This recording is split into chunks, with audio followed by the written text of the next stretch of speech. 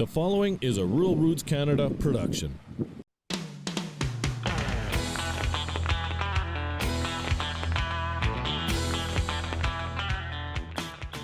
The agriculture community in Alberta was celebrated in style at Agriculture for Life's Harvest Gala in November. This is Rural Roots Canada, and I'm Eric Smith, getting to the stem and meat of agriculture.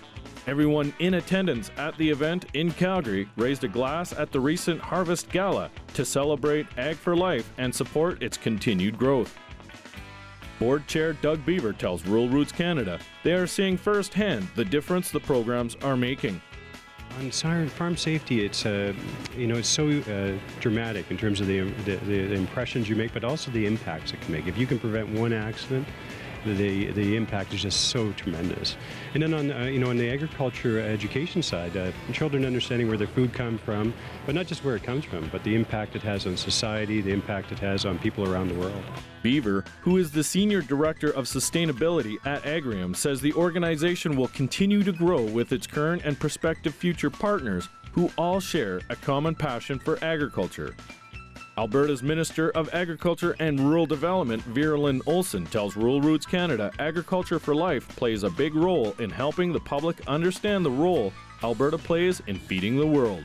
Within a few short years, there are only going to be a small number of countries in the world that will be net exporters of food. So it's very important for us to make sure that people who are aware, of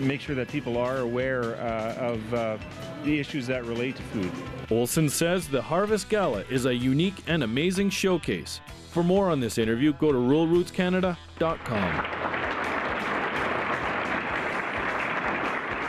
2014 saw cattle prices continue to stampede their way into record territory. We caught up with Canfax manager and senior analyst Brian Peria at the annual Cattle Market Forum in Calgary on November 18th and 19th and talked a little bit about what the industry saw in 2014.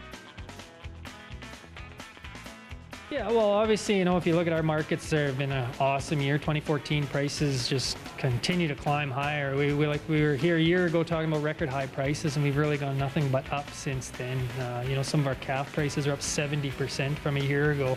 So extremely high, and that changes the market dynamics a little bit. If you're selling, it's awesome, it's fun. If you're buying it, there's a lot of risk management, and you're gonna have a little bit of your eyes on a lot of different moving parts in the market, because again, big dollars, a little more at risk in this kind of a situation as a feedlot. But generally speaking, we've followed the U.S. trend higher. Cattle numbers are tight in U.S. and in Canada, so that looks very supportive and bullish for prices in 2015. Peria tells Rural Roots Canada incredible demand in 2014 was the biggest story. We kind of anticipated shorter cattle supplies, maybe not as short as they are, but demand's been very strong, and it's really helped bring these prices into new territory, new echelon of these price levels from both domestic and global demand.